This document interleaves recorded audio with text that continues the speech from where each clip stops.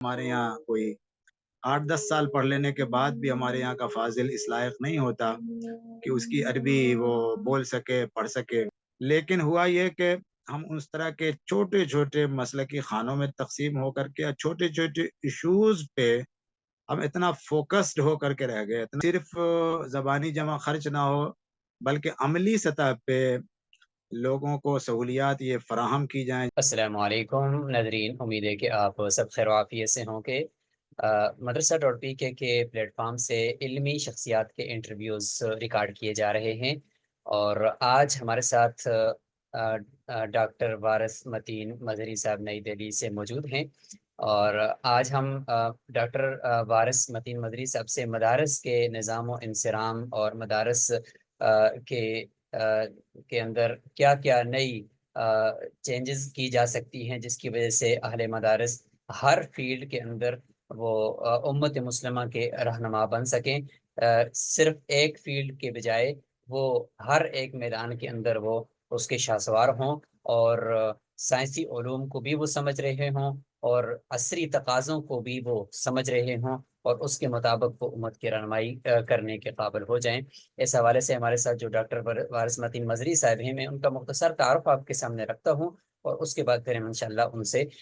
جاننا چاہیں گے۔ وارث متین مظہری صاحب نے 1995 میں دارالعلوم دیوبند سے سند فراغت حاصل کی ہے درس نظامی کی۔ اس کے بعد جامعہ ملیہ اسلامیہ سے آپ نے 2002 کے اندر ایک ڈگری ہے جس کو سینئر اسکول کہتے ہیں، یعنی کلاس 12 کی، لیکن اس سے بھی پہلے آپ نے ایم اے کی علی گڑھ یونیورسٹی سے 1998 میں ایک ڈگری حاصل کر لی تھی، اور پھر 2002 میں ایک اور ایم اے آپ نے مکمل کی ہے جامعہ ملیہ اسلامیہ نئی دہلی سے، اور اس کے بعد پھر آپ نے این ای ٹی کیا ہے، وہ بھی اسلامک اسٹڈیز میں کیا ہے 2011 میں، اور پھر آپ کی پی ایچ ڈی جا کر مکمل ہوتی ہے جامعہ ملیہ اسلامیہ نئی دہلی میں 2013 کے اندر، اور آپ کا جو تھیسس کا ٹاپک تھا وہ تھا ہندوستانی مدارس اسلامیہ، نصاب و انصرام و تعلیم،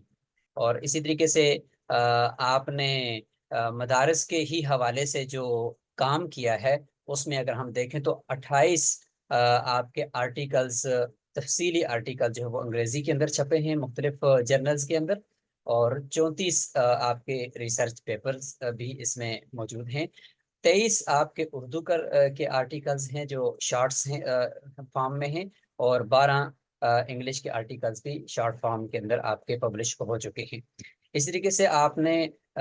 تقریباً ایک بڑی تعداد ہے ٹرانسلیشنز کی ہیں انگلش اور عربی سے اردو کی طرف مختلف آرٹیکلز کی، اور اس طریقے سے آپ نے انٹرنیشنل کانفرنسز کے اندر مدارس دینیہ کے نظام و انصرام ہی سے متعلق آپ نے 14 ریسرچ پیپرز جا کر پڑھے ہیں، اور اگر نیشنل سطح پر ہم بات کریں تو ہندوستان کی سطح پر آپ نے تقریباً 44 ریسرچ پیپرز اس کے اوپر جا کر وہاں پیش کیے ہیں۔ تو کرنٹلی آپ اس وقت اسسٹنٹ پروفیسر ہیں، اور اسلامک اسٹڈیز کے آپ ڈپٹی اسسٹنٹ پروفیسر ہیں جامعہ ہمدرد نیو دہلی کے اندر، اور lead faculty in India for Notre Dame University U S A, اور آپ کا جو ریسرچ کا جو پروجیکٹ ٹائٹل ہے وہ ہے ایڈوانسنگ سائنٹیفک لٹریسی ان مدرسہ ڈسکورس۔ تو بہت سارے ماشاءاللہ آپ نے ایوارڈز بھی حاصل کیے ہیں، تو بکس کے بھی آپ رائٹرز ہیں، تو ایک ایسی شخصیت سے آج ہم ملنے جا رہے ہیں، اور ان سے ہم مدارس کے حوالے سے جاننا چاہ رہے ہیں کہ مدارس جتنا بڑا اس وقت دنیا میں پاکستان اور ہندوستان کے مدارس کام کر رہے ہیں اور پوری دنیا میں پہلے نمبر پر ہیں ڈیفینیٹلی، اب ان کے اندر وہ کون کون سی چھوٹی چھوٹی تبدیلیاں اگر کر دی جائیں جس کی وجہ سے اب مدرسے سے نکلنے والا فاضل وہ ہر میدان کا شاہسوار ہو جائے، وہ کیا ہوں گی،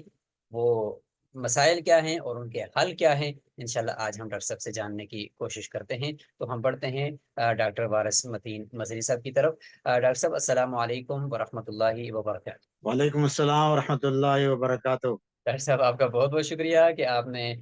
وقت دیا ہے مدرسہ ڈاٹ پی کے لیے، اور اپنی مصروفیات کو چھوڑتے ہوئے مدرسہ ڈاٹ پی کے کو مدارس کے اہمیت کو سامنے رکھتے ہوئے اور اس کام کو سامنے رکھتے ہوئے آپ نے اس کو اہمیت دیا. آپ کا بہت بہت شکریہ. आपका भी बहुत शुक्रिया, आपने ये मौका दिया جزاک मैं جزاکم अपनी اللہ बात रख خیر. सकूं. جزاکم اللہ خیر. ڈاکٹر صاحب سب سے پہلے تو ہم اس طرف متوجہ ہوتے ہیں کہ مدرسہ دارالعلوم دیوبند سے 1995 میں آپ کی فراغت ہوتی ہے. تو اس کے بعد کیسے آپ کا ایک مدرسے کے طالب علم کا شوق بڑھا کہ وہ سائنسی علوم بھی حاصل کریں, وہ یونیورسٹیز کی طرف بھی جائے؟ یہ شوق کہاں سے پیدا ہوا تھا؟ یہ مجھے اس بات کا شدید ترین احساس تھا مدارس کی تعلیم حاصل کرنے کے دوران کہ جو کچھ بھی ہم تعلیم حاصل کر رہے ہیں وہ ایک حد تک انکمپلیٹ سی ہے, اس لیے کہ یہاں جو چیزیں پڑھائی جا رہی ہیں وہ صرف وہی تعلیم ہمارے لیے کافی نہیں ہے. آج کی موجودہ جو ماڈرن سوسائٹی ہے, جو ماڈرن چیلنجز ہیں, جس میں ہمیں اسلام کی نمائندگی کرنی ہے, اسلامک فکر کی نمائندگی کرنی ہے اور اپنی شخصیت کو اس قابل بنانا ہے کہ ہم موجودہ دور میں خود کو علمی اور فکری طور پہ ڈیولپ کر سکیں, آگے بڑھا سکیں. یہ احساسات تھے, تو اس لیے ہمیں محسوس ہوا کہ ہم نے ایک حصہ تعلیم کا حاصل کر لیا ہے اور اب اس کی تکمیل مزید ہمیں یونیورسٹی سے کرنی چاہیے. اور اس کا انسپائریشن ہمیں خود مولانا قاسم نانوتوی رحمۃ اللہ علیہ, جو فاؤنڈر ہیں دیوبند مدرسے کے, تو انہوں نے کہا تھا کہ بہت مشہور قول ہے ان کا کہ جو لوگ مدارس کی تعلیم حاصل کرنے کے بعد اگر یونیورسٹیز کا رخ کریں اور وہاں کی جدید تعلیم حاصل کریں تو یہ بات ان کے حق میں بہت مؤید ہوگی. تقریباً یہی لفظ, یہی جملہ ہے ان کا کہ مؤید ہوگی. تو اس سے بھی محسوس ہوا کہ دیوبند کی جو ابتدا کی تاریخ رہی ہے اس میں اس بات کو بہت ہی انکریج کیا گیا کہ یہاں کے فضلاء جدید تعلیمی جو مراکز ہیں ان سے بھی اپنا رابطہ قائم رکھیں, تعلیم حاصل کریں. تو یہ مجھے شروع سے میری فکر کا حصہ تھا. ماشاء اللہ ماشاء اللہ. تو یقیناً اس کے بعد پھر وہ اس کا جو پھل آپ کو ملا اور وہ ایک تناور درخت بنا, تو وہ آپ کی تحقیق اور آپ کے اس کام کے شکل میں نظر آ رہا ہے. ڈاکٹر صاحب سب سے پہلا سوال یہ ہے کہ مدارس دینیہ کی جو خدمات ہیں, سب سے پہلے ہم ان ساری خدمات کو ذکر کر لیتے ہیں کہ وہ کون سی خدمات ہیں جس کی وجہ سے ہندوستان اور بالخصوص برصغیر پاک و ہند کے جو مدارس ہیں ان کو ایک خاص مقام حاصل ہے, وہ کیا وجہ ہے؟ بہت شکریہ. دیکھیے مدارس کی تو خدمات بلا شبہ غیر معمولی ہیں اور وہ کوئی بھی ایسا شخص, ایک غیر جانبدار شخص, یہ ضروری نہیں ہے کہ وہ مدرسے کا فاضل ہو, بلکہ جو مدرسے کی تاریخ پہ نگاہ رکھتا ہو, ان کے فضلاء کے کارناموں پہ اس کی نگاہ ہو, اس کی حقیقت اور معنویت پہ اس کی نگاہ ہو, تو وہ اس کا اندازہ کر سکتا ہے. دیکھیں مدارس کی جو بنیادی خدمت رہی ہے, جو بنیادی کام ہے مدارس کا, وہ یہ کہ اسلام کی جو متوارث دینی فکر ہے, اس متوارث دینی فکر کو فکری اور عملی ڈھانچے سمیت اس کو محفوظ رکھا جائے. جو تواتر کے ساتھ, توارث کے ساتھ ہمیں جو دین حاصل ہوا ہے وہ اپنی مکمل شکل میں آج بھی عملی شکل پہ, عملی سطح پہ بھی اور فکری سطح پہ بھی اپنی وہ اس شکل میں محفوظ رہے. تو اس طرح سے مدارس کا تو ایک بنیادی کارنامہ یہ ہے کہ اس نے اس کو محفوظ رکھا. یعنی آپ انڈین سب کانٹیننٹ کے کنٹیکس میں یہ بات دیکھیں یا اور دوسرے, لیکن ہم ابھی انڈین سب کانٹیننٹ کے تناظر میں اس کو دیکھ رہے ہیں. دوسری بات ہمارے سامنے جو ہے وہ یہ کہ یہ جو استعمار کے نتیجے میں, کولونیلزم کے نتیجے میں جس طرح سے ہمارا تراث, ہمارا کلچر, ہماری تاریخ, ہمارا معاشرہ, ہماری ساری چیزیں داؤ پہ لگ گئی, ٹوٹ گئی, بکھر کر کے رہ گئیں. پورا ملت کا جو اجتماعی شیرازہ تھا وہ بکھر کر کے رہ گیا. تو مدارس ہی نے وہ ملت کی شیرازہ بندی میں ایک سب سے اہم رول ادا کیا. یہ تو نہیں کہا جا سکتا کہ صرف اور صرف مدارس نے کیا, لیکن اس میں کوئی شک کی بات نہیں ہے کہ جس طرح سے وہ ٹوٹ کر کے, خاص طور سے جو ہماری دینی ثقافت بکھر کر کے رہ گئی تھی, اس کو مزید بکھراؤ سے دینی مدارس نے بچایا، اس کو محفوظ رکھا، اس کو پروان چڑھایا، اور اس کو ہم یہ دیکھ رہے ہیں کہ ایک بہت بڑا خلا یا گیپ سب پیدا ہو جاتا ہے عام طور سے، جو اگر قوموں کی تاریخ میں آپ دیکھیں اس طرح کے جو کوئی بڑی صورتحال پیدا ہوتی ہے، ایک فکری، نظریاتی، ثقافتی بہت بڑا خلا پیدا ہو جاتا ہے۔ وہ ہم دیکھ سکتے ہیں یہودیوں کی تاریخ میں، عیسائی تاریخ میں، جس کی تشریح کا موقع نہیں، وہ ہمارے یہاں وہ خلا پیدا نہیں ہوا، بلکہ آم، اور اس طرح کا کوئی کرائسس اور بحران پیدا نہیں ہوا۔ یہ مدارس کا بہت بڑا کارنامہ ہے۔ اس کے علاوہ اگر ہم ہندوستان کے تناظر میں دیکھیں تو فریڈم موومنٹ میں مدارس کے فضلہ کے بڑے کارنامے رہے ہیں، بڑی شخصیات اس میں شامل رہی ہیں، اور اس طرح سے جو بھی بڑی بڑی تحریکات چلی ہیں، اور خود پاکستان میں بھی اور ہمارے اور دوسرے ممالک میں، انڈیا کے بنگلہ دیش وغیرہ میں جو بڑی تحریکات موومنٹ ہیں، ان تمام بڑی موومنٹ میں مدارس کے فضلہ، مدارس کی شخصیات براہ راست یا بالواسطہ طور پہ آپ کو شامل نظر آئیں گی، اور یعنی چاہے وہ سیاسی سطح پہ ہو، سماجی سطح پہ ہو، ثقافتی سطح پہ، جو اس طرح کے موومنٹ ہیں اس میں بہت ہی فور فرنٹ پہ ہمارے مدارس کے لوگ نظر آتے رہے ہیں۔ اب اب کہہ سکتے ہیں کہ موجودہ دور میں کچھ چیزیں تبدیل ہو رہی ہیں، کچھ ان کا کردار کمزور ہو رہا ہے، یہ ہو سکتا ہو، لیکن اب یہ دیکھتے ہیں کہ اس کی مثالیں بڑی روشن ہیں، اور اس حوالے سے ان کا کردار بہت ہی روشن، مدارس اور اہل مدارس۔ بہت بہت بہت شکریہ۔ اچھا، آپ کا تو ایک وقت گزر چکا ہے، 25 سے 30 سالہ آپ کا تحقیقی ایک دورانیہ گزرا، اس سے پہلے آپ کا تعلیمی دورانیہ مدارس کے اندر گزرا۔ تو آپ کے نزدیک مدارس کے اس صدی کے اندر بیسک کیا پرابلمز ہیں، کیا مسائل ہیں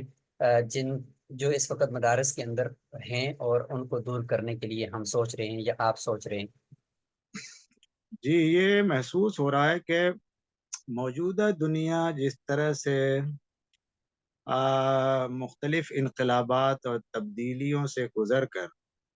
اس نے اب جو شکل اختیار کر لی ہے، اور اس کے جو سیاسی، سماجی، تعلیمی، فکری جو تقاضے جس طرح سے تبدیل ہو گئے ہیں،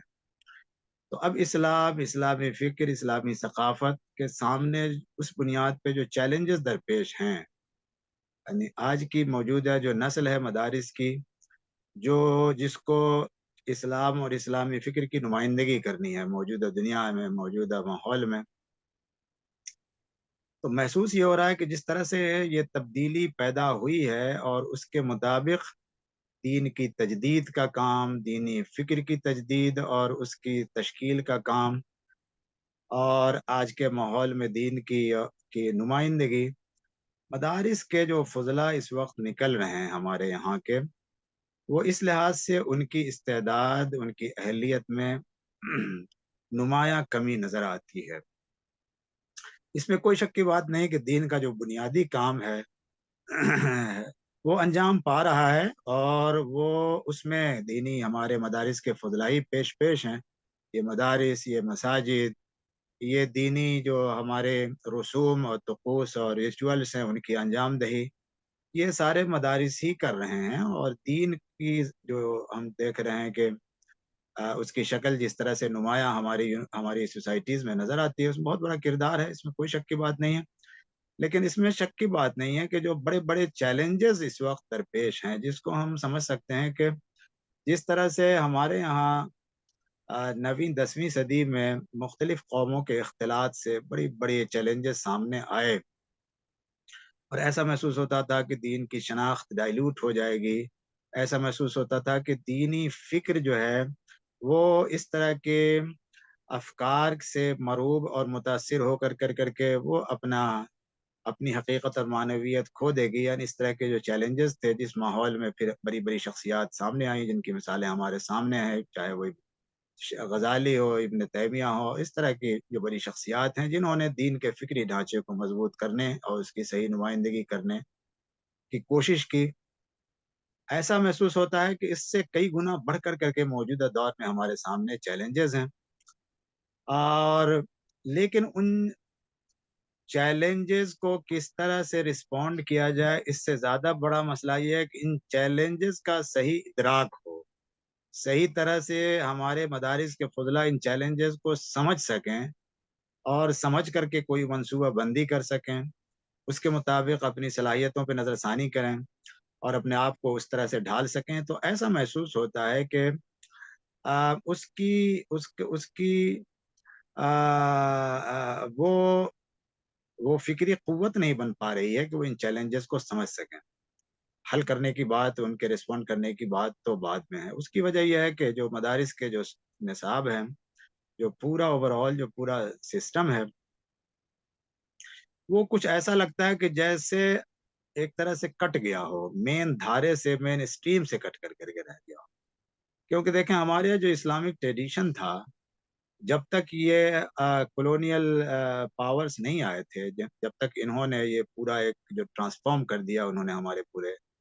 ثقافتی ڈھانچے کو، ہماری پوری سوسائٹی کو، تو وہ ٹریڈیشن یہ تھا کہ اس میں اس طرح کی تقسیم نہیں تھی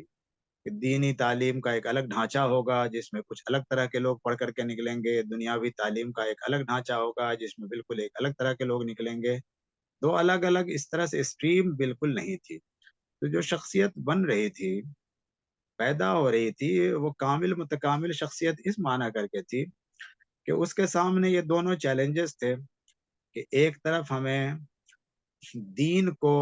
اس طرح سے موجودہ دور میں بحال رکھنا ہے اس کے تمام تر تقاضوں کے ساتھ کہ جو آخرت کی فکر ہے، دین ہے جو ہمارے دین کا ایک بنیادی مقصود ہے، وہ فنا نہ ہونے پائے، لیکن دوسری طرف ہم موجودہ دور میں ہر میدان میں نظر آئیں، ہماری پریزنس ہر جگہ موجود ہو اور ہم آگے بڑھ کر کے اس کی قیادت کر سکیں۔ چنانچہ تقریباً ہر بڑے اور اہم فیلڈ میں ہمارے فضلہ انہی مدارس کے پروڈکٹس نظر آتے تھے، لیکن اب یہ بہت ہی زیادہ مارجنلائزڈ ہو کر کے رہ گئے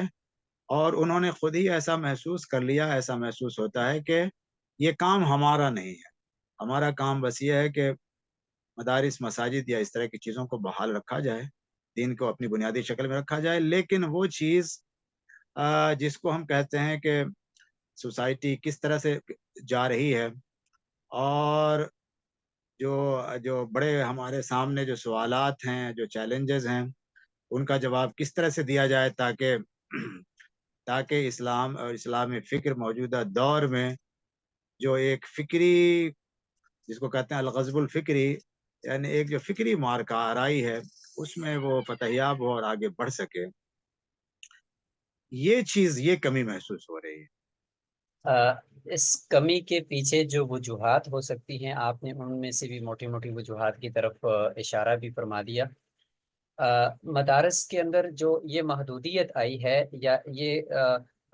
بہت گہری یا بہت دور تک نہ دیکھنے کی جو یہ سوچ آئی ہے، تو کیا اس کے پیچھے یہ بھی ہو سکتا ہے کہ ہمارے مدارس جب وہ مسالک کی بنیاد پر بنائے گئے اور ہم صرف مسلکوں کے اندر بند ہو کر رہ گئے؟ کیا اس سے آپ اتفاق کرتے ہیں؟ جی بلا شبہ، بلا شبہ ایک جو بڑا ہمارے یہاں جو ایشو پیدا ہوا کہ اب اگرچہ یہ کوئی نیا نہیں ہے، جب سے ہم دیکھتے ہیں کہ خاص طور سے یعنی انڈین سب کانٹیننٹ میں جو مدارس دارالعلوم دیوبند سے جو اس کی تحریک آگے بڑھی ہے، اس وقت میں بھی مسلکی جو چیزیں تو پیدا ہو گئی تھیں، کچھ اور اس سے پہلے سے یہ سب چیز، یہ صورتحال تھی، اور پوری تاریخ میں، اسلامی تاریخ میں وہ کسی نہ کسی شکل میں اس طرح سے مسلکی کنفلکٹ، کشمکش کی شکلیں رہی ہیں، لیکن موجودہ دور میں اس نے جس طرح سے اپنا ایک رخ لیا ہے اور اس میں جو ایک سنگینی اور بحران والی کیفیت، کرائسس والی کیفیت جو پیدا ہوئی ہے، وہ پہلے نہیں پائی جاتی تھی۔ اس طرح سے یعنی جو فروعی مسائل تھے مسلک کے، جو چھوٹے چھوٹے مسائل تھے، اب انہوں نے ایسا لگتا ہے کہ اصولی مسائل کی شکل اختیار کر لی ہے اور اس کے براہ راست اثرات ہماری سوسائٹی، ہمارے معاشرے پہ پڑے ہیں، یعنی صرف دل نہیں بٹے بلکہ معاشرہ بھی دولخت ہو کر کے رہ گیا ہے، ٹوٹ پھوٹ کا شکار ہو کر کے رہ گیا ہے، اس میں شدت اور دن بدن بڑھتی جا رہی ہے۔ نتیجہ یہ ہے کہ آپ کسی بھی طرح کی منصوبہ بندی کریں تو یہ سارے مسائل درپیش ہیں، اس لیے کہ اس لیے کہ ہماری جو اجتماعیت ہے وہ اجتماعیت اس وقت کافی بکھراؤ کا شکار مسلکی بنیادوں پہ ہو کر کے رہ گئی ہے۔ ایک کشمکش خود دینی طبقات کے مختلف یعنی دینی طبقات میں وہ کشمکش پائی جاتی ہے، اور اس کے نتیجے میں ہوا یہ ہے کہ جو ہمیں کرنے کے اصلاح کے کام تھے، کچھ کام تو یہ تو بنیادی کام وہ تھے کہ جن کو ہم اجتماعی طور پہ ہمیں کرنا ہے، اور اس کے لیے ضروری ہے کہ آپس میں ایک اچھا ربط ہو، اچھا تعلق ہو، تاکہ وہ تاکہ وہ اجتماعی سطح پہ اس کو انجام دیا جا سکے۔ لیکن ہوا یہ کہ ہم اس طرح کے چھوٹے چھوٹے مسلکی خانوں میں تقسیم ہو کر کے چھوٹے چھوٹے ایشوز پہ ہم اتنا فوکسڈ ہو کر کے رہ گئے، اتنا فوکسڈ ہو کر رہ گئے کہ جو بڑے بڑے مسائل ہیں وہ سرے سے ہمارے سامنے ہمارے اس سے نظر انداز ہو گئے، اور ہم ان چھوٹی چھوٹی چیزوں میں پھنس کے رہ گئے۔ اس کی وجہ کیا ہوئی؟ اس کی وجہ یہ ہوئی کہ ہمارے سامنے اب اصل مسئلہ یہ ہے کہ ہماری جو اپنی ایک مسلکی شناخت ہے، اب سارا زور ہمارا اس بات پہ کہ ہماری جو مسلک کی شناخت ہے وہ محفوظ رہنی چاہیے، تو ہم وہ چیزیں وہ لٹریچر چھاپتے ہیں، اسی طرح کے سیمینار پروگرام کرتے ہیں، اسی طرح کی تقریریں اور ساری چیزیں ہوتی ہیں، تاکہ تاکہ ہم یہ انشور کر سکیں کہ جس کو ہم پڑھا رہے ہیں وہ ہمارے حلقے سے باہر تو نہیں جا رہا ہے۔ یعنی پہلے یہ بات بعد میں آتی ہے کہ پکا مسلمان ہے، اس سے پہلے یہ بات ہوتی ہے کہ وہ ہماری فکر ہمارے مسلک کا وہ صحیح ترین عامل ہے، اس پہ صحیح بلیو کرنے والا دانتوں سے پکڑنے والا ہے کہ حالانکہ دانتوں سے پکڑنا اصل میں دین اور شریعت کو تھا، نہ یہ کہ ہماری مسلکی چیزوں کو۔ تو اس وجہ سے جو ہے ہمارے ساتھ جو مسئلہ پیدا ہوا ہے یہ ایک فکری بکھراؤ، ایک اجتماعی بکھراؤ اس سے پیدا ہوا ہے۔ بلا شبہ ڈاکٹر صاحب اس کی وجہ سے یہ نقصان بھی تو ہوتا ہوا نظر آ رہا ہے کہ آ، امت مسلمہ جہاں کٹ رہی ہے تو وہاں پہ اگر مکتبہ بریلوی اگر اٹھ کر احتجاج کرے گا تو دیوبندی اس میں شرکت نہیں کرے گا، چونکہ اگرچہ امت مسلمہ کے لیے وہ اٹھا ہے لیکن چونکہ ہے بریلوی ہے تو لہٰذا میں اس کے ساتھ نہیں کھڑا ہوں گا۔ اور اس وقت جو امت مسلمہ بے کا شک۔ عالمی سطح پر جو مسئلہ ہے، اس وقت فلسطین کے اندر جو کچھ ہو رہا ہے، تو اس صورتحال کے اندر ہم کتنے اپنے آپ کو ڈبوں میں بند کر کے رکھے ہوئے ہیں کہ پوری دنیا کے اندر غیر مسلم جو ہے وہ فلسطین کے حق میں کھڑے ہو چکے ہیں، اپنی گرفتاریاں دے رہے ہیں، لیکن ہمارے مسلمانوں کے ہاں اس کا کوئی ہمیں نشان نظر نہیں آتا۔ تو اس حوالے سے آپ کیا کہیں گے کہ کیا یہ نقصان ہو رہا ہے اس وجہ سے، یا اس کا کوئی اور ریزن بھی ہے؟ اس میں تو کوئی شک کی بات نہیں ہے کہ یہ نقصان ہو رہا ہے، اور بالکل اتنا ظاہر باہر ہے کہ اس کے لیے باہر سے دلیلیں لانے کی ضرورت نہیں ہے۔ یعنی اس کا جو بنیادی فیکٹر جو ہم نے کہا کہ جو ایک اجتماعی جو بکھراؤ کی کیفیت ہے، اور اس اجتماعی بکھراؤ کے ساتھ ساتھ جو آ, ہمارے مقاصد یا آ, ہمارے جو بنیادی مقاصد رہے وہ یہ بن گئے جو ہمارے بنیادی مسلک سے جن کا تعلق ہے، ہم ان چیزوں میں کچھ اتنا زیادہ پھنس کر کے رہ گئے، وہی ہماری اس طرح سے ترجیحات بن گئی، یعنی ہماری ترجیحات ہی بدل گئیں۔ ان کو لگتا ہے کہ یہ والا جو مسئلہ ہے، چاہے وہ فلسطین کا جو امت کو لاحق مسئلہ ہے، تو اس کے لیے تو سوچنے والی پوری امت ہے، لیکن ہمیں اس کی فکر کرنی ہے کہ ہماری اپنی جو ہمارا اپنا جو وجود یا ہماری جو اپنی شناخت ہے وہ کہیں ڈائلوٹ نہ ہو جائے، وہ کہیں خطرے میں نہ آ جائے۔ یعنی اس طرح کی احساسات نادانستہ طور پہ یا ان کے اندر پیدا ہو گئی، یہ ضروری نہیں ہے کہ بالکل واضح ایک شعور کے تحت یہ چیز ہو، لیکن اس میں کوئی شک کی بات نہیں ہے کہ یہ چیز موجود ہے، شعور کا ایک حصہ بن چکی ہے۔ اس لیے وہ ترجیحات میں نہ رہنے کی وجہ سے یہ سارے کے سارے بڑے جو ایشوز ہیں وہ بیک گراؤنڈ میں چلے جاتے ہیں۔ یہ ہم بنیادی طور پہ دیکھتے ہیں، یہ اس میں ایک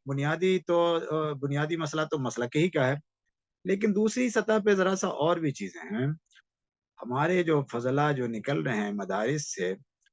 ان کو جو چیزیں پڑھائی جاتی ہیں، ان کی جو تربیت ہوتی ہے، اس کے نتیجے میں ان کے اندر جو سیاسی اور سماجی شعور ہونا چاہیے، جو عصری شعور ہونا چاہیے، معاصر دنیا کا جو شعور ہونا چاہیے، وہ معاصر دنیا کا شعور اس صحیح معنوں میں نہیں ہو پاتا۔ شخصیت کا ارتقاء اس طرح سے نہیں ہوتا، فکر کا ارتقاء اس طرح سے نہیں ہو سکتا نہیں ہو پاتا کہ وہ ان حساسیتوں کو سمجھ سکیں، ان نزاکتوں کو سمجھ سکیں، ان چیلنجز کو سمجھ سکیں۔ مجھے یاد آتا ہے کچھ ایسی بات سعید احمد اکبر آبادی نے ایک مضمون میں کہی تھی کہ آج کے چیلنجز اور اس طرح کے جو وہ ایک سماجی اور سیاسی جو شعور ڈیولپ ہونا چاہیے تھا، اس میں اتنی کمی رہ جاتی ہے کہ اتنے بڑے ایشوز پہ ان کا وہ رد عمل نہیں ہوتا جس پہ آپ دیکھیں جو چھوٹی چھوٹی چیزیں گورنمنٹ کی طرف سے کسی کی طرف سے جو کچھ چھوٹے مسائل پیدا ہوتے ہیں، کبھی کچھ مدرسے کو لے کر کے، کبھی کسی ایک مسجد کو لے کر کے یا مزار کو لے کر کے اس پہ جو ہنگامہ جو شور بہت چھوٹی چھوٹی چیز، مثال کے طور پہ کہ بجائے 20 رکعت تراویح کے حرمین میں 8 رکعت تراویح کیوں ہو رہی ہے؟ یہ لوگوں کے اضطراب کا اتنا بڑا باعث بنا ہمارے یہاں بھی کہ نہیں نہیں صاحب یہ تو بالکل ٹالبل نہیں ہے، کیوں ایسا ہو رہا ہے؟ بالکل، اور ہم یہ مذمت کرتے ہیں، وہ مذمت کرتے ہیں، ایسے کرتے ہیں ہوتے ہیں۔ یعنی ایک بڑی مثال آپ اس کو دیکھ سکتے ہیں اس طرح سے۔ اس کو ان کے سامنے اتنی زیادہ اہمیت ہے، لیکن خود سعودی عرب میں جو اور بہت ساری چیزیں ہو رہی ہیں اس پہ اس طرح سے کوئی واویلا یا کہ وہ سماجی شعور کی کمی ہے، یہ بھی ایک بہت بڑا فیکٹر ہے۔ یہ بالکل ایک مستقل سوال آپ سے کرنے کا تھا، لیکن آپ نے ماشاءاللہ اس طرف اشارہ ہی کر دیا کہ ایک بڑا مسئلہ تو ہم چونکہ مدرسوں کی پروڈکٹ ہیں، آپ بھی مدرسے سے ماشاءاللہ نکلے ہوئے ہیں، تو ہم اپنے گھر کی گوئے کی باتیں کر رہے ہیں، اور اس میں کوئی اعتراض کی نہیں ہے، کوئی باہر دیکھ کر تنقید نہیں ہے، بلکہ اصلاح مقصود ہے، اور اسی کے لیے ہی ہم یہ ساری کوششیں کر رہے ہیں کہ جو پوری دنیا میں نمبر 1 کے لانے والے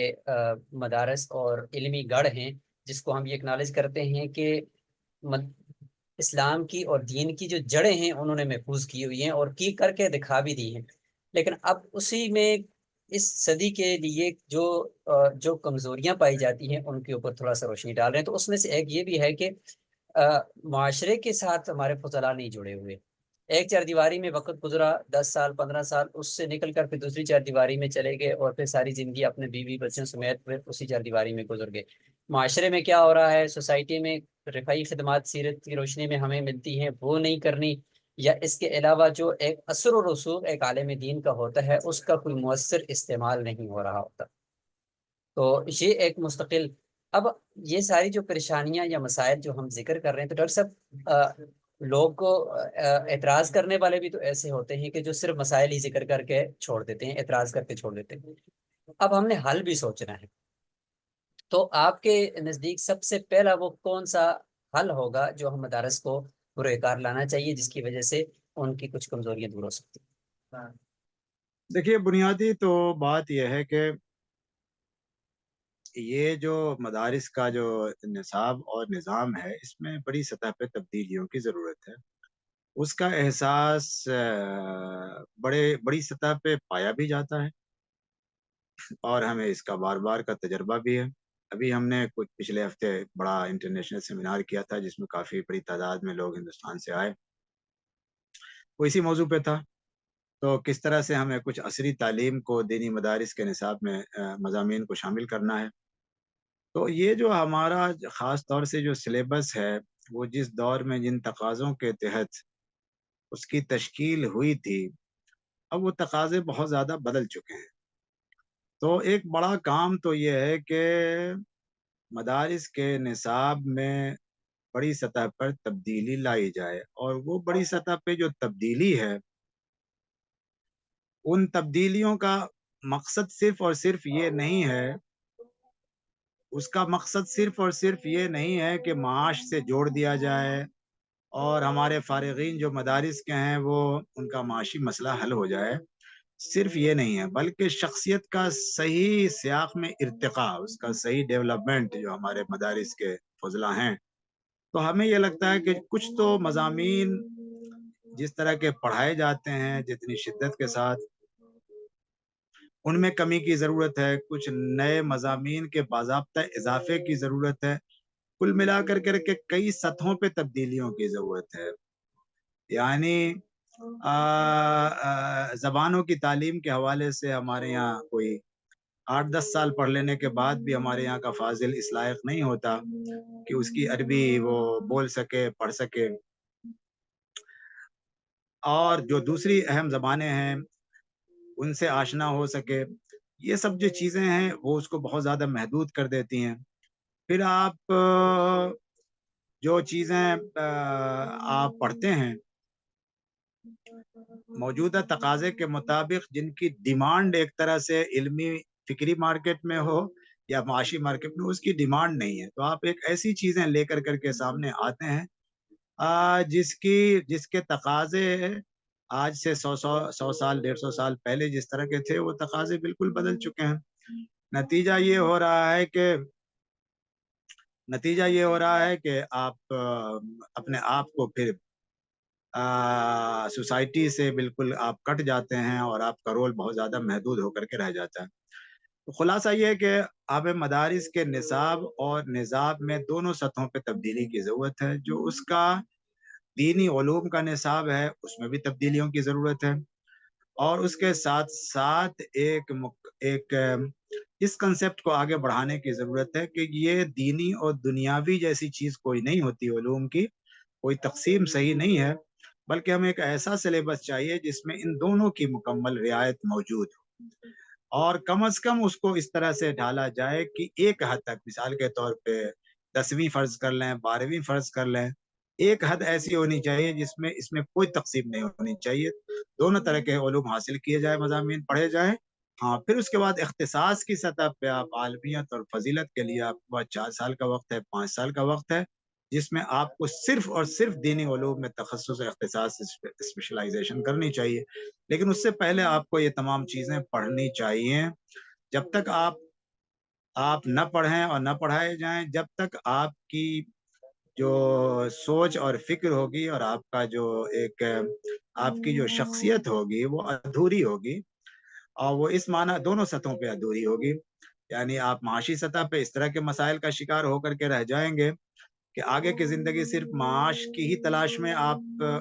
ذہنی سکون کھو دیں گے. آپ اور دوسری طرف آپ جو ہے جو دینی اور سماجی جو تقاضے ہیں اس سے آپ بے خبر ہو کر کے رہ جائیں گے. شروع ہو گئے تھے، اب ختم. بہت بہت شکریہ ڈاکٹر صاحب. اچھا ڈاکٹر صاحب، اگلا سوال یہ ہے کہ مدارس میں اگر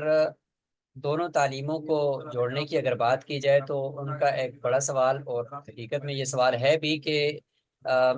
مالی اعتبار سے مدارس جو ہے وہ خود کفیل نہیں ہوتے، تو ان کے پاس اتنے سورسز اور ذرائع نہیں ہوتے کہ وہ باہر کے اساتذہ کو رکھ سکیں اور وہ نظام تعلیم کے اندر مزید جدت لا سکیں، تو سائنسی علوم کو بھی بیچ میں شامل کر سکیں. تو وہ کہتے ہیں بھائی ہم اپنے حصے کا کام تو کر رہے ہیں اور باقی ہم سے نہیں ہو سکتا، ہمارے پاس اس کی گنجائش نہیں. تو اس کے بارے میں آپ کیا مشورے دیں گے؟ دیکھیے، جتنے مدارس ہیں اس کی بنیاد پہ کہا جا سکتا ہے کہ کم از کم یہ کیا جائے کہ جو بڑے اور نمائندہ مدارس ہیں، بڑے اور نمائندہ مدارس کے پاس فنڈ کا مسئلہ نہیں.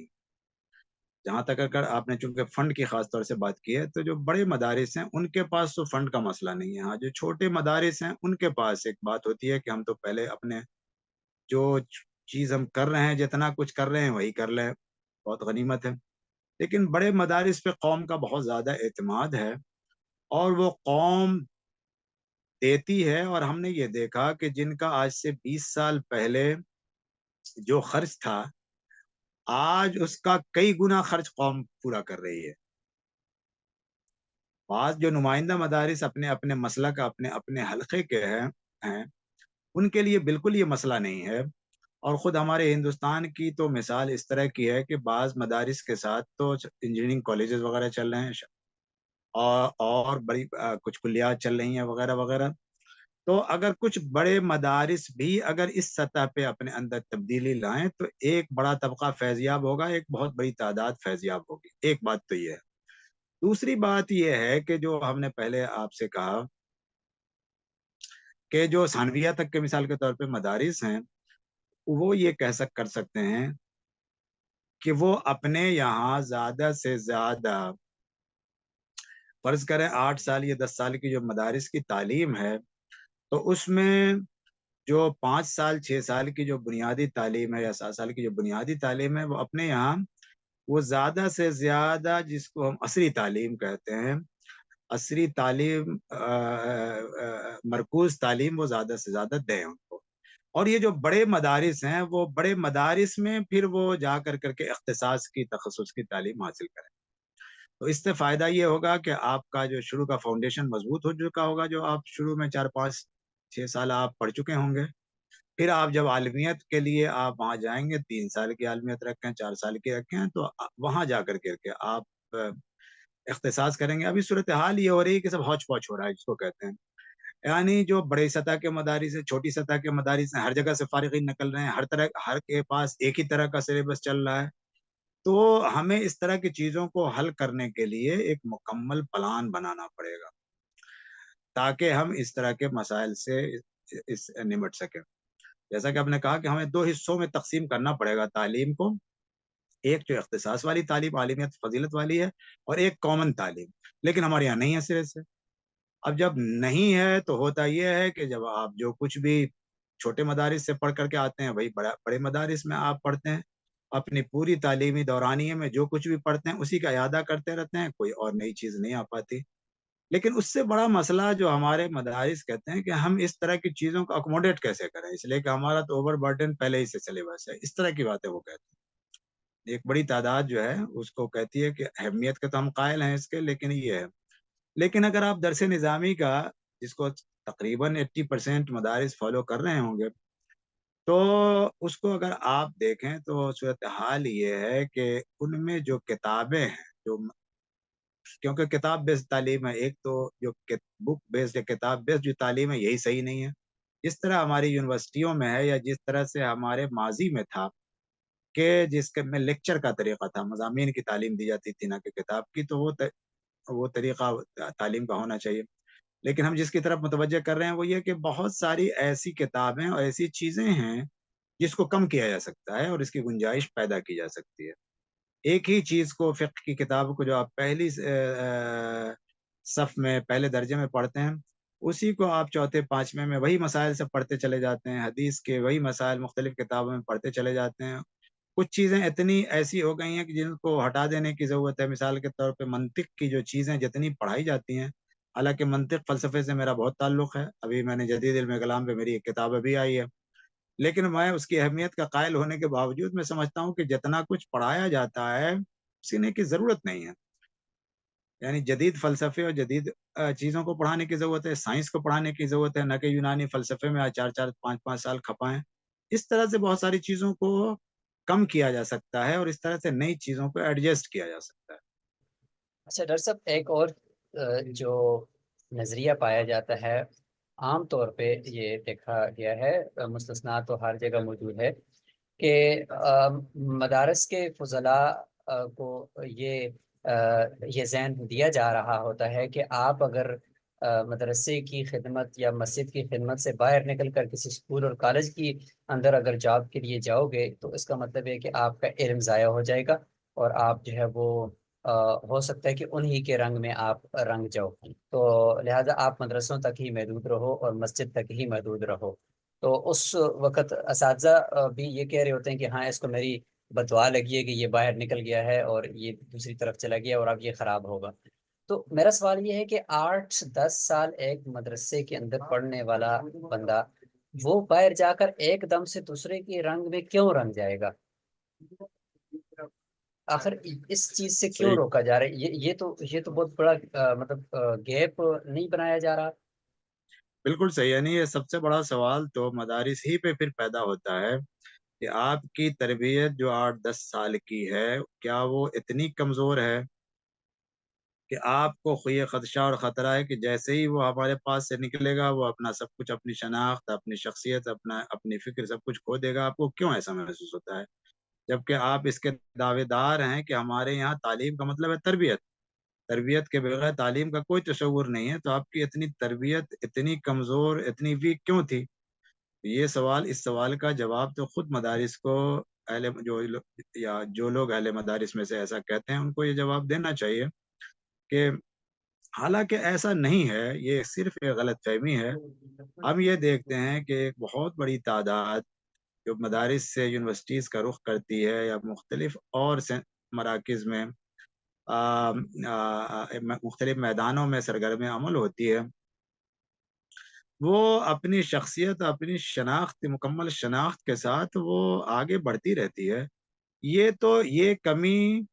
یہ کمی افراد کی اپنی ہوتی ہے کہ وہ اس طرح کی مرغوبیت کا، اس طرح کی احساس کمتری کا وہ شکار ہوں، تو اس کی وجہ سے وہ رنگ طاری ہو جاتا ہے۔ یہ خود افراد کی اپنی کمی ہوتی ہے، ورنہ خود یونیورسٹیز کے پڑھے ہوئے لوگ، ہم یہ دیکھتے ہیں مثال کے طور پر تبلیغی جماعت سے متاثر ہو کر کے یا اور دینی تحریکات سے متاثر ہو کر کے ان کی جو شکل بنتی ہے وہ کسی یعنی دین سے تمسک کی اور دینی شناخت کی وغیرہ وغیرہ، وہ بہت سارے مدرسے کے فاضلین کو شرماتی ہے۔ اس سے سمجھ میں آتا ہے کہ اصل میں افراد کا اپنا رویہ ہوتا ہے۔ یہ خطرہ کہ وہ یونیورسٹی میں جا کر کے اپنا سب کچھ کھو دے گا اور اس طرح سے ہمارے کام کا نہیں رہے گا، یہ ایک غلط فہمی ہے، اور جس کی صحیح بات یہ ہے کہ بیس لیس غلط فہمی ہے۔ بہت خوب۔ ڈاکٹر صاحب، آپ کی جو بکس ہیں اور آپ کے جو آرٹیکلز ہیں، آپ کا تھیسس ہے،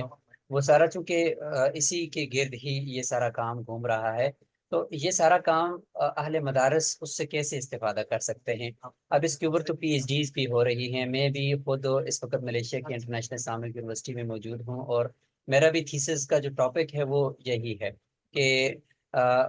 سوسائٹی کو کیسے نفع پہنچایا جائے مدرسہ کے گریجویٹس کو مین سٹریم پر لا کر ایجوکیشن کے ذریعے سے۔ تو اب یہ ٹاپک ایک ایسا اس بات کا متقاضی ہے کہ آپ جیسی شخصیات کے اس کام کو ضرور اس میں شامل کیا جائے اور اس سے استفادہ کیا جائے۔ تو آپ بتائیں کہ آپ کا وہ بکس اور آپ کے وہ آرٹیکلز کیا کسی ویب سائٹ کے اوپر ایک لنک کی شکل میں مل جائیں گے اکٹھے، یا متفرق طور پر کہیں پی ڈی ایف وغیرہ میں؟ دیکھیں، کتابیں کئی ہیں جو چھپی ہوئی ہیں، کچھ کا ایڈیشن بھی ختم ہو رہا ہے، باقی مقالات کی شکل میں مختلف ویب سائٹس کی پہ موجود ہیں، انگلش اور اردو دونوں میں موجود ہیں، لیکن ہاں وہ کسی ایک جگہ اویلیبل ہوں جو آسانی کے ساتھ حاصل ہو سکیں، وہ کسی ایک جگہ موجود نہیں ہے۔ اس کو ایک جگہ کیا جا سکتا ہے، جمع کیا جا سکتا ہے، کسی ایک ویب سائٹ پہ لایا جا سکتا ہے۔ بہت خوب، بہت خوب ڈاکٹر صاحب، چونکہ اس کی ابھی بڑی ضرورت ہے، آپ کی تو ایک زندگی اس میں صرف ہوئی ہے، اور مدارس میں اگر یہ تحریک مدرسہ ڈاٹ پی کے کی سطح پر جو چلائی جا رہی ہے، تو مدرسہ ڈاٹ پی کے کا بیسک تھیم ہی یہی ہے کہ تمام مسالک کے مدارس میں مشترکہ طور پر ان کے علمی رسوخ کے حصول کے لیے معاونت کی جائے۔ یہ مدرسہ ڈاٹ پی کے کا مین تھیم اور مین ویژن ہے، جس کے تحت بہت اہم۔ پورے درس نظامی کے اسباق کو پہلے ریکارڈ کیا گیا، 23 سے 24 ہزار اسباق ریکارڈ کیے گئے، ابھی حدیث پہ کام ہو رہا ہے۔ اس کے ساتھ ساتھ مدارس میں تربیتی ورکشاپس کنڈکٹ کروائی جا رہی ہیں اساتذہ کے لیے، معلمین اور معلمات کی الگ الگ ٹرینرز کی ٹیم، ہر مکتبہ فکر کی ٹیم موجود ہے ہمارے پاس، اور وہ ورکشاپس کروا رہی ہے۔ ورکشاپ والا ڈپارٹمنٹ 1 سال ہوا ہے، پچھلے مئی میں سٹارٹ ہوا تھا، تو 1000 تک ہم نے علماء اور عالمات کو ٹرین کر دیا ہے۔ اور اس کے بہت خوب۔ علاوہ اسلامک اسٹڈیز کا ہمارے پاس شعبہ ہے، جس میں ہم مدارس کے گریجویٹس کو انکریج کرتے ہیں یونیورسٹیز میں ایم فل اور پی ایچ ڈی کے لیے۔ تو ہمارا پلان یہ ہے کہ اگلے 10 سالوں میں ہم کم از کم 6 سے 7 ہزار علماء اور عالمات کو پی ایچ ڈیز کے لیے داخل کروا چکے ہوں گے، اور کسی کی پی ایچ ڈی مکمل بھی ہو چکی ہوگی۔ تو یہ جو ساری کاوشیں ہیں، ان کو آپ کس نظر سے دیکھتے ہیں؟ کیا یہ کچھ کمی دور کر پائیں گی جو مسائل ہیں ان میں؟ دیکھیے، میری تو بہت زیادہ تفصیلی واقفیت نہیں ہے، لیکن آپ جو کچھ کہہ رہے ہیں یہ تو ہمارے لیے بہت ہی اہم، بہت ہی حوصلہ افزا ہے۔ یہ کوششیں جس پیمانے پہ آپ کی طرف سے ہو رہی ہیں یہ غیر معمولی ہے، اور یہ سمجھنا کہ اس کے اثرات نہیں ہوں گے یہ سمجھا ہی نہیں جا سکتا۔ اس سطح کی، اس سنجیدگی کے ساتھ جو کوششیں ہو رہی ہیں، انشاءاللہ اس کے اثرات مرتب ہوں گے، اور انشاءاللہ اس کا بہتر نتیجہ نکلے گا۔ ظاہر ہے کچھ صبر اور کچھ پیشنس تو اختیار کرنا پڑتا ہے، ایک وقت لگتا ہے، یعنی بہت جلدی میں کیا گیا کام بہت زیادہ نتیجہ خیز نہیں ہوتا، لیکن اگر تسلسل کے ساتھ اس کوشش کو اسی طرح سے آگے بڑھایا جائے، ہم فکر لوگوں کو اپنے ساتھ اکٹھا کیا جائے، پھر یہ ہے کہ صرف زبانی جمع خرچ نہ ہو، بلکہ عملی سطح پہ لوگوں کو سہولیات یہ فراہم کی جائیں جس طرح سے آپ کہہ رہے ہیں، لوگوں کو اس طرح سے انگیج کیا جائے، مدارس کے فضلاء کو یونیورسٹی سے اس طرح سے عملی سطح پہ جوڑنے کی کوشش کی جائے تو یقینی طور پہ اس کے بہت ہی دور رس اثرات انشاءاللہ مرتب ہوں گے، اگرچہ اس میں ظاہر ہے وقت لگے گا۔ بے جب شک آپ کی طرف سے وقت نتائج اپنے درکار سامنے آئیں گے تو خود بخود لوگوں کا اعتماد بحال ہوگا۔ تو اعتماد کے بحال ہونے میں ایک وقت لگتا ہے۔ جب اچھے نتائج سامنے آئیں گے تو ایک بڑا مرحلہ آپ کا طے ہو چکا ہوگا، کیونکہ لوگوں کا اعتماد آپ پر بحال ہو چکا ہوگا کہ آپ جو کچھ کر رہے ہیں وہ نتیجہ اس کا سامنے ہے، اور اس طرح سے انشاءاللہ پھر آپ زیادہ قوت کے ساتھ اور زیادہ نتیجہ خیزی کے ساتھ اپنے قدم کو آگے بڑھا سکیں گے انشاءاللہ۔ بہت خوب۔ اچھا ڈاکٹر صاحب، آخری سوال یہ ہے کہ خواتین کے جو دینی مدارس ہیں ان کے اندر کیا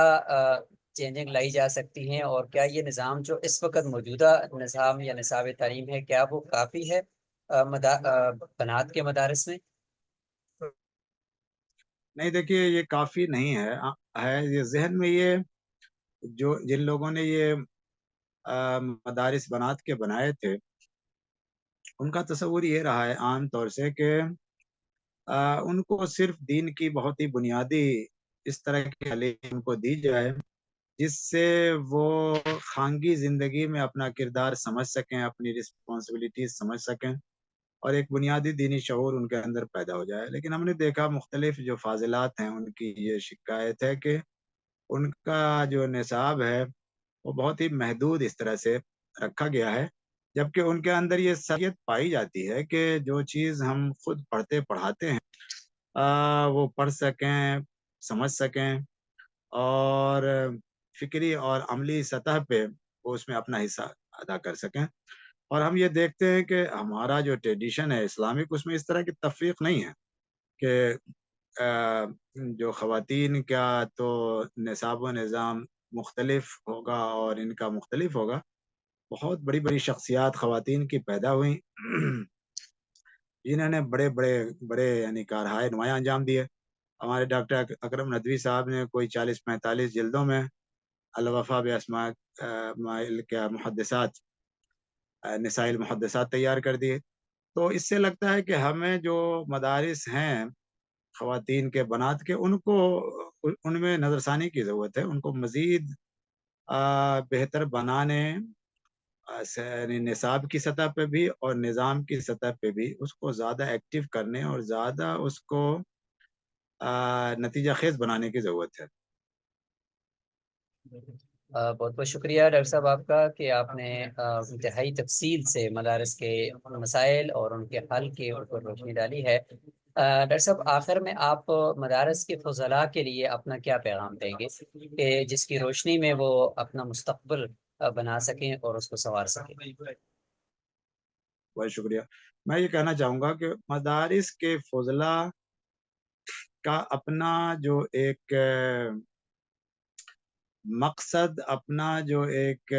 نصب العین ہونا چاہیے، وہ سمجھیں اس کو۔ انہوں نے اپنا مقصد اور اپنے نصب العین کو بہت محدود کر لیا ہے، حالانکہ ان کے اندر جو صلاحیت ہے وہ بے پناہ ہے، وہ بہت کچھ کر سکتے ہیں، لیکن انہوں نے اپنے آپ کو کچھ اس طرح سے ایسا محسوس ہوتا ہے کہ ان کی ترجیحات میں، ان کے مقاصد ہی میں یہ نہیں رہیں کہ ہم موجودہ دور میں اس سطح پہ اپنی خدمات اور اپنے کارناموں کو سامنے لا سکیں، اپنا کردار ادا کر سکیں۔ تو ان کو چاہیے کہ وہ خود اپنی مخفی صلاحیتوں کو بیدار کرنے کی کوشش کریں، زیادہ سے زیادہ خود اعتمادی پیدا کریں کہ وہ بہت کچھ کر سکتے ہیں، ان کے اندر بہت کچھ کرنے کی صلاحیت ہے۔ اور دوسری بات یہ کہ وہ موجودہ جو بدلی اور بدلتی ہوئی دنیا کو سمجھنے کی کوشش کریں، یعنی اس سے یہ صرف تاثر لینا کہ آج کی دنیا اسلام کے اگینسٹ ہے اور آج کی دنیا ہمارے خلاف ہے، ہمارے کردار کے خلاف ہے، ہماری شخصیت کے خلاف ہے، اس طرح کا ایک ذہن بنتا چلا گیا کہ لگتا ہے کہ گویا دنیا ایسی بدل چکی ہے کہ جس میں ہمارا کردار فطری طور پہ محدود ہو کر کے رہ گیا ہے۔ ان کو یہ سمجھنا چاہیے کہ وہ خود اپنی شخصیت میں تبدیلیاں ایسی پیدا کر کے اپنے آپ کو اس لائق بنا سکتے ہیں کہ وہ موجودہ دور میں دوسرے طبقات کے ساتھ شانہ بشانہ ہو کر کے یعنی اسلام کی خدمت انجام دے سکیں اور اس کے ساتھ ساتھ اپنے کردار کو، اپنے علمی فکری کردار کو مضبوط کر سکیں اور آگے بڑھ سکیں۔ بہت بہت شکریہ۔ عصری تقاضوں کے مطابق خود کو ہم آہنگ کرنا یہ آج کے فضلاء کی سب سے بنیادی ضرورت ہے، اور سب سے بڑی معاشرے کے اور زمانے کے تقاضوں کو سمجھ کر اس کے مطابق خود کو تیار کرنا۔ ڈاکٹر صاحب آپ کا بہت بہت شکریہ، آپ نے وقت دیا ہے، اور آپ نے بہت ہی ڈیپلی جا کر ان چیزوں کو ذکر کیا ہے جو کسی بھی مدرسے کے لیے یہ انتہائی اہم ہے۔ ایک مرتبہ پھر آپ کا بہت شکریہ۔ انشاءاللہ ہم پھر بھی آپ کی یہ ساری گفتگو کو اور آپ کی فکر کو انشاءاللہ مدارس کے سامنے یوں ہی رکھتے رہیں گے۔ اللہ تعالیٰ آپ سب کا حامی ناصر ہو۔ جزاکم اللہ خیرہ۔ السلام علیکم ورحمۃ اللہ وبرکاتہ۔ میں بھی بہت بہت شکر گزار ہوں کہ آپ نے یہ موقع دیا یہ اپنی باتیں رکھنے کا، اس لیے بہت بہت شکریہ۔ جزاکم اللہ۔ السلام علیکم ورحمۃ اللہ۔